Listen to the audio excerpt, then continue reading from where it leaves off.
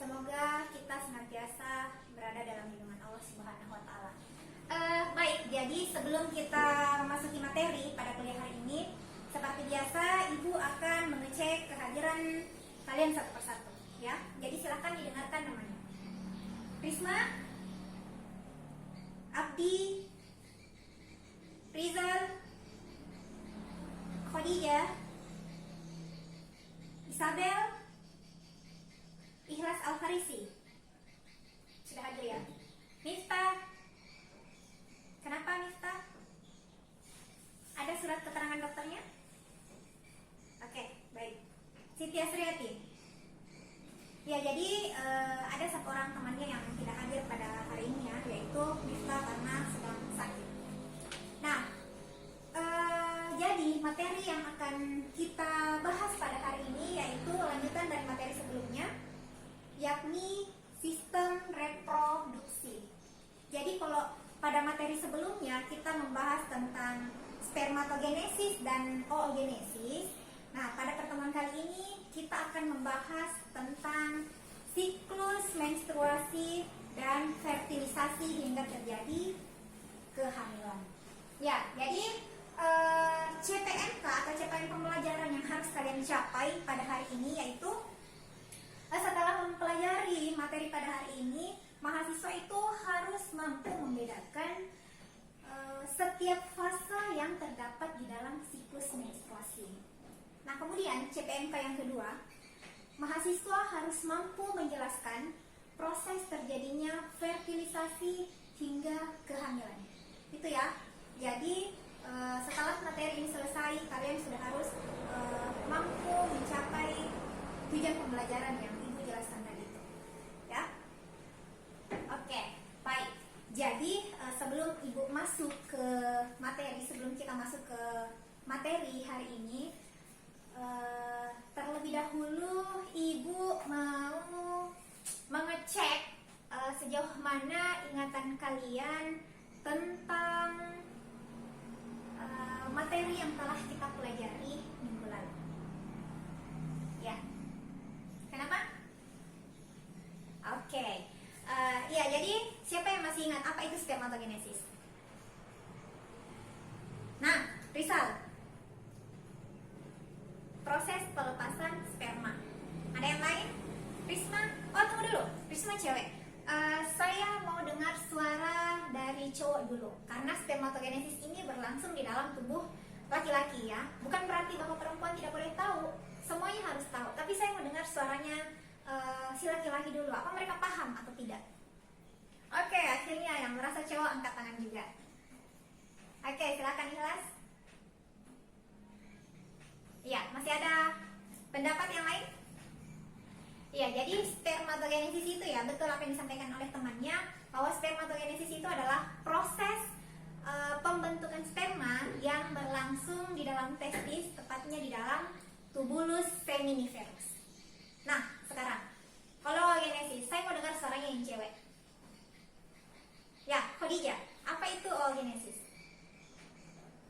Ya, saya kira semuanya sepakat ya, bahwa oogenesis itu adalah proses pembentukan ovum yang berlangsung di dalam ovari, ya.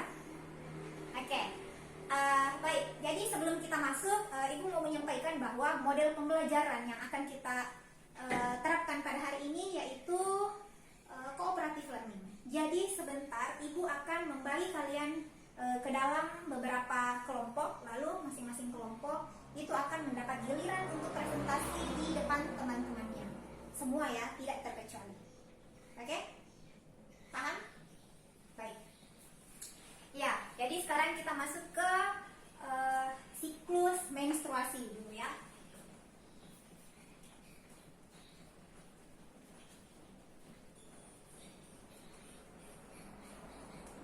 Nah, kenapa tadi saya harus menyegarkan pikiran kalian tentang spermatogenesis dan oogenesis? Karena yang lain? Ya, jadi begini, ketika terjadi sudah terbentuk ovum dan ovum itu sudah dilepaskan atau sudah terjadi proses ovulasi dan tidak dibuat dibuahi oleh sperma, maka akan terjadi yang namanya haid atau menstruasi. Nah, sekarang kita masuk ke siklus menstruasi dulu. Ada yang tahu apa itu siklus menstruasi? Minggu lalu Ibu sudah berikan tugas kan untuk mengumpulkan materi yang berhubungan dengan materi yang akan kita bahas hari ini. Siapa? Oke, Fatul. Apa itu siklus menstruasi? Proses haid yang terjadi pada wanita setiap bulan. Ada yang lain? Mana suara ceweknya? Masa cowok yang menjawab? Oke, jadi siklus menstruasi itu adalah perubahan yang terjadi di dalam ovarium di dalam uterus seorang wanita setiap bulannya. Ya, jadi siklus menstruasi itu dia berlangsung kurang lebih 1 bulan. Biasanya siklus menstruasi bagi wanita yang normal itu siklus menstruasinya sekitar 28 hari. Ya. Namun tidak menutup kemungkinan banyak wanita yang siklus menstruasinya itu kurang dari 28 hari, bahkan lebih dari itu. Biasanya ada yang sampai 25 hingga 35 hari, ya. Makanya kadang ada wanita yang mengatakan bahwa saya haid pada bulan lalu saya haid pada tanggal sekian. Bulan ini kok lebih cepat atau mungkin lebih lambat. Jadi itu fase menstruasi, bukan siklus menstruasi ya. Jadi bedakan antara fase menstruasi dengan siklus menstruasi. Kalau siklus menstruasi itu berlangsung kurang lebih 1 bulan. Siklus berarti ada proses yang terjadi secara berulang. Jika semua fase telah dilewati, maka akan kembali ke fase awal. Nah, di dalam siklus menstruasi itu ada 4 fase.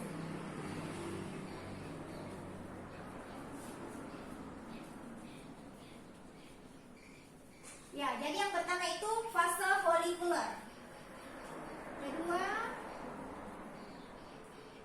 fase ovulasi.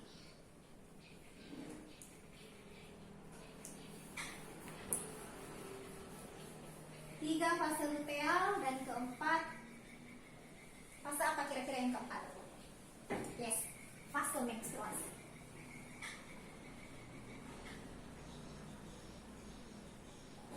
Nah, inilah yang disebut dengan siklus menstruasi.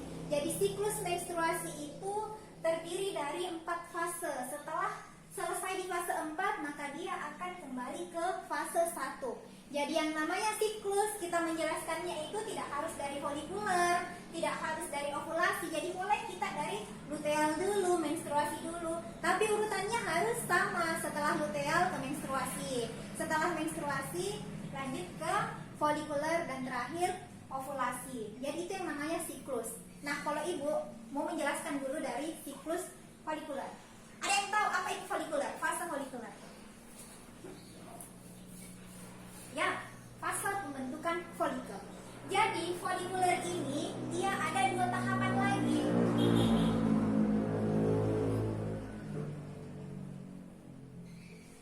Jadi folikuler ini dia ada 2 tahapan atau fase lagi. Ada folikuler awal dan folikuler akhir.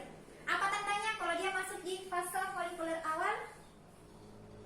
Ya, jadi di folikuler awal ini FSH itu mengalami peningkatan. Jadi kadar follicle stimulating hormone itu meningkat. Follicle stimulating hormone, hormon yang menstimulasi pertumbuhan folikel. Jadi di fase folikuler awal ini, folikel itu senantiasa mengalami pertumbuhan dengan bantuan FSH. Selain itu, hormon estrogen dan progesteron itu tidak mengalami perubahan. Maksudnya, tidak mengalami perubahan itu berarti kadarnya itu tidak turun juga tidak meningkat. Jadi dia tetap, ya. Oke. Nah, sekarang folikuler akhir. Nah, folikuler akhir ini dia ditandai dengan menurunnya kadar follicle stimulating stimulating hormone. Berarti karena FSHI di sini sudah meningkat, berarti pertumbuhan folikel itu sudah mencapai ukuran yang maksimal. Kemudian estrogen dan progesteron itu kadarnya mulai meningkat. Nah, setelah itu masuk ke fase ovulasi. Apa itu ovulasi? Ya, proses pelepasan ovum atau sel telur dari ovarium. Betul sekali. Nah, kenapa bisa terjadi ovulasi?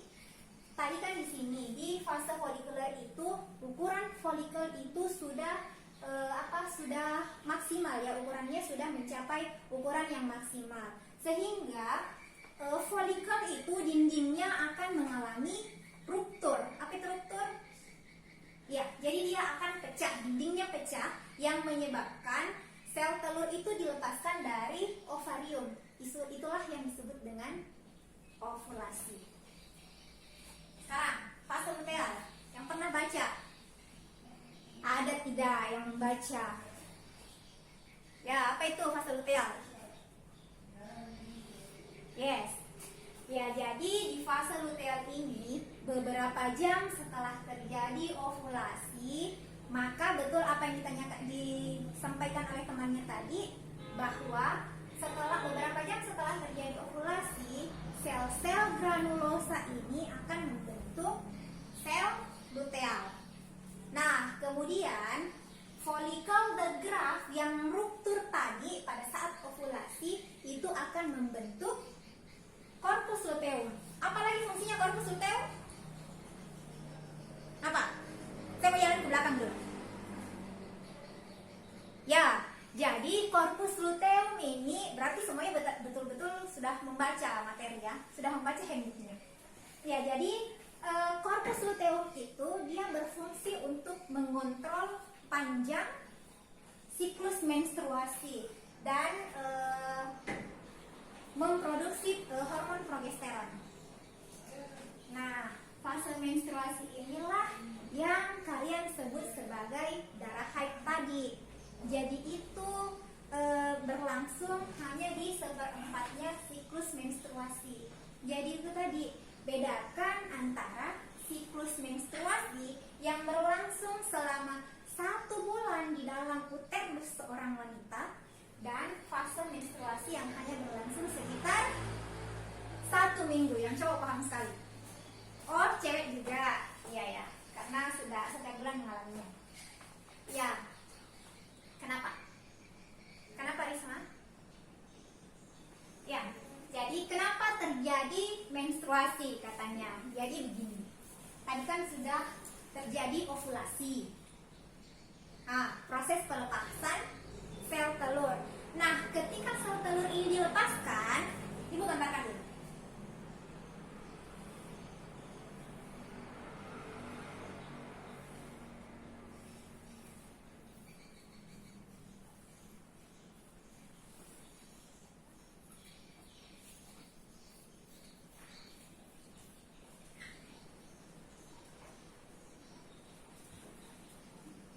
Ya, jadi anggap saya ini ovarium ya. Jadi maafkan gambar Ibu yang terlalu cantik ini. Jadi ini ovariumnya ya. Ini tuba fallopi atau oviduk. Betul sekali ya. Jadi kalau ada yang bertentangan yang bilang fertilisasi itu berlangsung di oviduk. Ah, tidak. Fertilisasi itu berlangsung di tuba fallopi. Oviduk dan tuba fallopi itu sama. Nah, ini adalah uterus. Anggap saja ya, jadi uterus. Ini serviksnya. Ya, jadi ovulasi itu berlangsung di ovarium. Pada saat sel telur dilepaskan, maka sel telur ini akan menuju ke oviduk. Ini oviduk ya, atau tuba fallopi.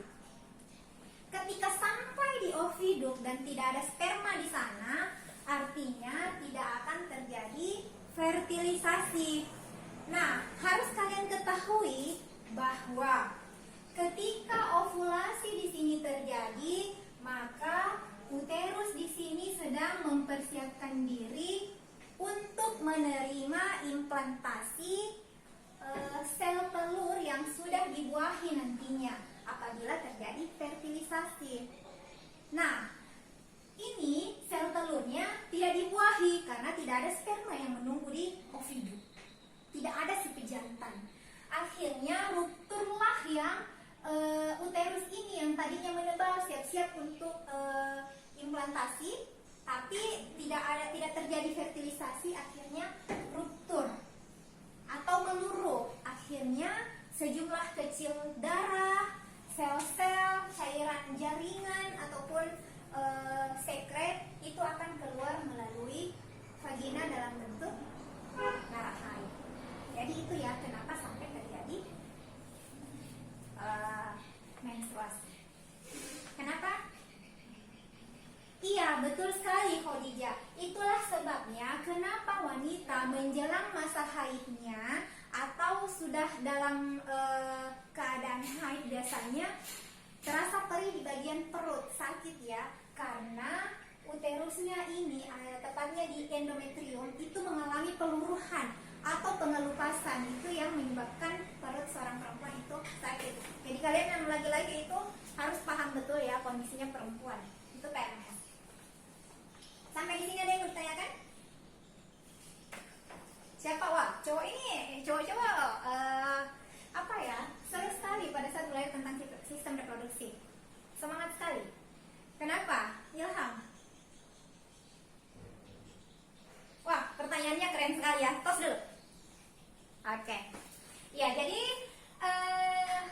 pertanyaannya Ilham tadi tentang kapan terjadi ovulasi pada perempuan. Ya, jadi ovulasi itu terjadi gini ya, 14 hari sebelum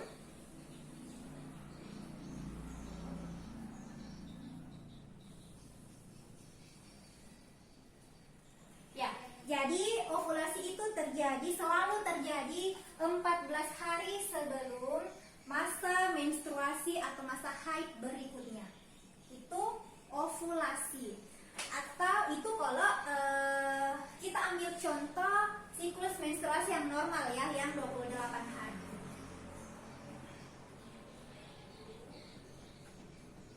Ya, kita ambil contoh. Jadi ini adalah siklus menstruasi dari hari pertama sampai hari ke-28. Kita anggap saja yang hari pertama menstruasi di sini, menstruasi atau haid, fase menstruasi maksud saya.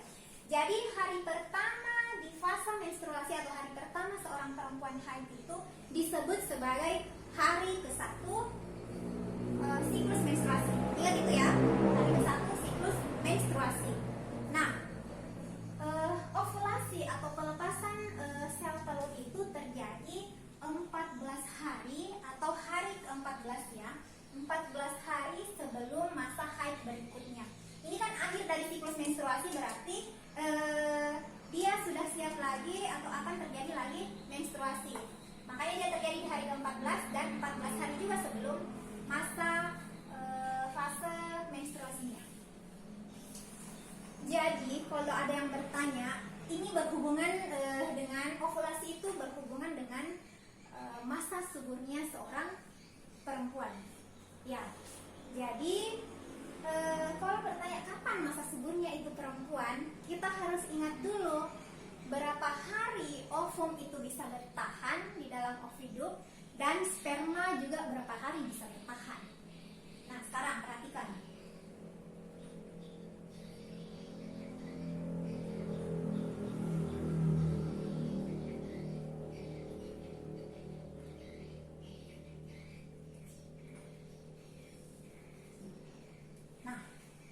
Jadi, ovum itu hanya mampu bertahan 12 hingga 48 jam di dalam ovidum. Sementara sperma, dia mampu bertahan 3 sampai 5 hari di dalam ovidum. Ya. Jadi seperti ini. Jika sepasang pasutri atau pasangan suami istri ingin memperoleh keturunan dengan cepat ya, mereka itu harus berkopulasi atau melakukan hubungan suami istri itu di sekitar hari ke-14. Tepatnya kapan? Jadi bisa saja mereka melakukan kopulasi di hari ke-10 sampai hari ke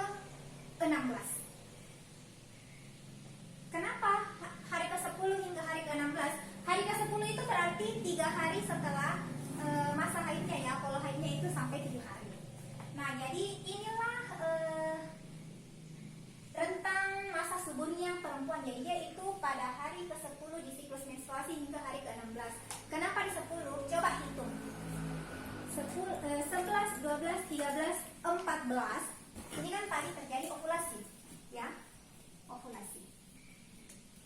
Nah, ketika mereka berpopulasi di hari ke-10, artinya sperma kalau dia bertahan sampai 5 hari berarti dia masih hidup di hari ke-14. Begitu terjadi ovulasi, dia akan ditemui oleh ovum di oviduct, betul, hingga terjadi fertilisasi. Nah, kenapa bisa sampai di hari ke-16? Iya, bisa saja karena taruhlah ovulasi itu di hari ke-14. Dia kan bisa bertahan sampai sekitar 2 hari si sperma ini, ya. Jadi kalau dia berpopulasi di hari ke-14, ya masih bisa terjadi, kemungkinan masih bisa terjadi fertilisasi sampai di hari ke-16. Itu dia. Ada pertanyaan? Kenapa? Menarik ya? Iya, biologi begitu, biologi menarik, apalagi sudah bahas tentang sistem reproduksi. Ya, sampai di sini ada pertanyaan? Paham? Nah, selanjutnya kita akan masuk ke fertilisasi.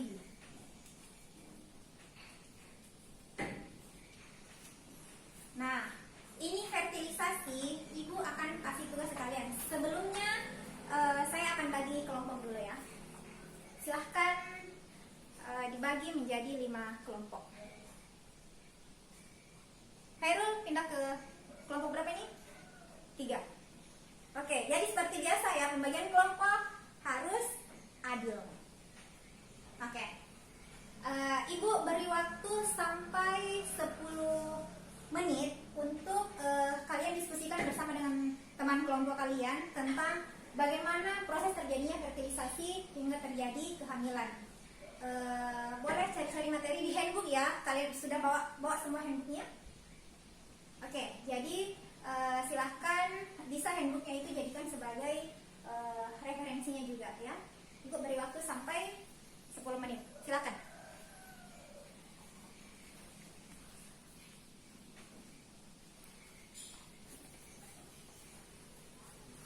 Oke, baik ya. Jadi semua sudah selesai diskusinya. Sekarang gilirannya kelompok 3 dulu yang presentasi. Semua akan dapat giliran ya. Silakan kelompok 3.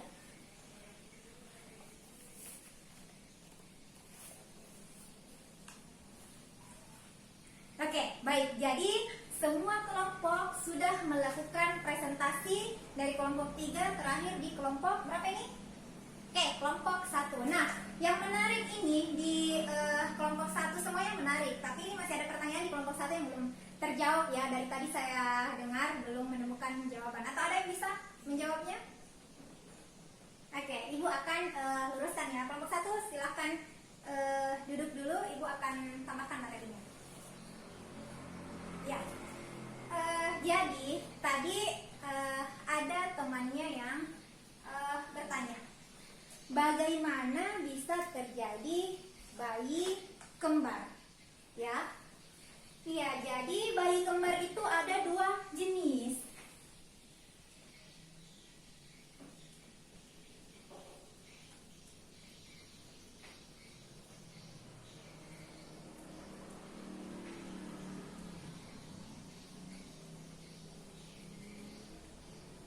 Ya, jadi yang pertama itu adalah kembar monozigotik dan yang kedua disigotik. Dari kata mono berarti 1. Jadi monosigotik ini artinya bayinya itu berasal dari 1 ovum dan juga 1 sperma. Ya. Namun ketika terbentuk zigot, zigotnya itu membelah, akhirnya terbentuklah 2 embrio. Inilah yang disebut dengan kembar monosigotik. Jadi keturunannya nanti itu akan identik ya. Monosigotik biasa disebut dengan kembar identik. Gennya sama karena berasal dari ovum dan sperma yang sama. Hanya saja terjadi pembelahan pada masa zigotnya. Akhirnya terbentuk 2 embrio. Wajahnya sama, jenis kelaminnya pun sama. Itu disebut dengan kembar identik. Nah, kemudian jenis yang kedua, ya, disigotik. Kira-kira apa itu disigotik? Dari kata di.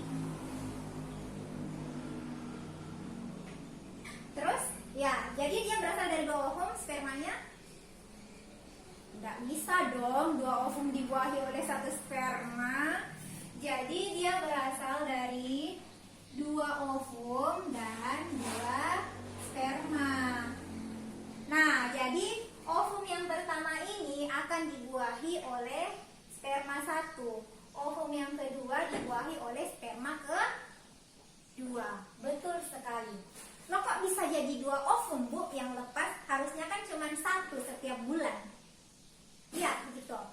Iya, jadi setiap bulannya umumnya memang seorang perempuan itu melepaskan satu sel telur. Namun ada beberapa perempuan yang mungkin saja mereka sering mengkonsumsi makanan ataupun obat-obatan yang bisa merangsang keluarnya dua ovum. Ini juga dipengaruhi oleh hormonnya, akhirnya keluarlah dua ovum. Nah, hasilnya seperti apa? Iya, wajahnya itu berbeda, makanya disebut sebagai kembar non-identik, tidak identik. Jadi jenis kelaminnya bisa saja sama, bisa saja berbeda. Wajahnya sudah pasti sama, sudah pasti berbeda karena berasal dari ovum dan sperma yang berbeda. Kok bisa, Bu, kembar tapi beda jenis kelamin, beda wajah? Iya, itu tadi, dia berasal dari ovum dan sperma yang sama. Kenapa beda jenis kelamin? Ya karena berasal dari dua sperma. Tergantung sperma satu ini menyumbangkan apa, kromosom X apa Y. Jika X berarti perempuan kan hanya memiliki kromosom X, ya, berarti XX. Jika yang sperma kedua ini menyumbangkan kromosom Y, maka yang terbentuk XY. Jadi satu perempuan satu laki-laki. Atau bisa saya dua-duanya perempuan dan dua-duanya laki-laki. Itu ya. Jadi kalau disigotik ini sama halnya sebenarnya dengan kakak beradik, hanya saja lahirnya di waktu yang sama. Gitu. Masih ada pertanyaan sampai di sini? Nggak ada ya? Jelas sekali? Masih mau dibahas sampai jangan ya. Akan ada dosen yang masuk lagi, nanti beliau tersinggung kalau saya ambil waktunya, dan waktunya juga ini sudah saya lihat sudah hampir habis. Baik, jadi sampai di sini ada yang bisa menyimpulkan pertemuan kita hari ini apa yang kita bahas? Ya, Desi? Ya, itu tentang siklus menstruasi. Ada yang bisa bahas tentang fertilisasi? Menyimpulkan? Ya. Baik, Rizal, thank you. Ya, jadi siklus menstruasi itu dia terdiri atas 4 tahapannya, yaitu tahap atau fase folikuler, fase ovulasi, fase apa lagi yang ketiga? Luteal, dan fase menstruasi. Semuanya sudah dijelaskan tadi. Dan kemudian di fertilisasi. Nah, tentang fertilisasi. Jadi fertilisasi itu terjadi ketika ovum dan sperma itu bertemu, maka terjadilah fertilisasi. Dan oh iya, satu lagi yang masih ada waktu. Tadi yang sempat Ibu lupa sampaikan, kelewat, bahwa ketika seorang laki-laki ejakulasi, maka dia akan mengeluarkan sekitar 3-5 cc semen. Ya, 3-5 cc semen. Nah, 3-5 cc ini semen bukan semen bangunannya, tapi semen yang dimaksud ini adalah mani ya. Ya, mani. Jadi ini mengandung 300 juta sampai 500 juta spermatozoa yang terdapat di dalam semen ini. Nah, ketika terjadi ejakulasi, maka sperma ini akan masuk ke cervix, kemudian dari cervix menuju ke uterus atau rahimnya. Nah, di uterus ini dengan apalagi dengan bantuan otot dinding uterus bersama dengan ovidum, spermatozoa ini akan tertarik ke atas ke ovidum. Coba bayangkan, perjalanan sperma ini yang ratusan juta menuju ke ovidum itu sama dengan perjalanan seseorang mengarungi lautan sejauh 7 km di lautan yang luas dan bergelombang. Coba bayangkan betapa susahnya perjalanan si sperma ini. Itulah sebabnya mengapa dari sekian ratus juta yang masuk ke uterus hanya beberapa ratus saja yang sampai ke tuba fallopi. Dan dari sekian ratus yang sampai ke tubuh Fallopi hanya ada satu sperma yang bisa menabrak ovum. Itu kalau satu ovum yang lepas. Kalau yang kasusnya kayak ini tadi ada 2 ovum, berarti 2 sperma yang bisa menabrak 2 ovum juga. Seperti itu, ya. Kenapa? Menarik, oke ya. Waktunya sudah cukup dan sebelum Ibu tutup, Ibu mau berikan tugas dulu. Jadi setelah sampai di rumah silahkan cek di Google Classroom-nya. Ibu sudah jadwalkan itu tugasnya dan ingat segera dikerjakan karena itu memiliki waktu tenggat ya. Perhatikan di sana sudah Ibu tulis waktu tenggatnya sampai tanggal berapa ya. Itu tugas pertama. Dan tugas keduanya silahkan membaca materi yang berhubungan dengan apa? Ya, sistem urinaria. Karena ini yang akan kita bahas minggu depan. Oke, jadi sebelum keluar Ibu presensi kembali ya, karena tadi ada temannya yang keluar, jangan sampai tidak kembali. Risma, Abdi, Rizal, Khadijah, Ikhlas Al-Farisi, Raden, Miftah sakit ya? Siti Asriati.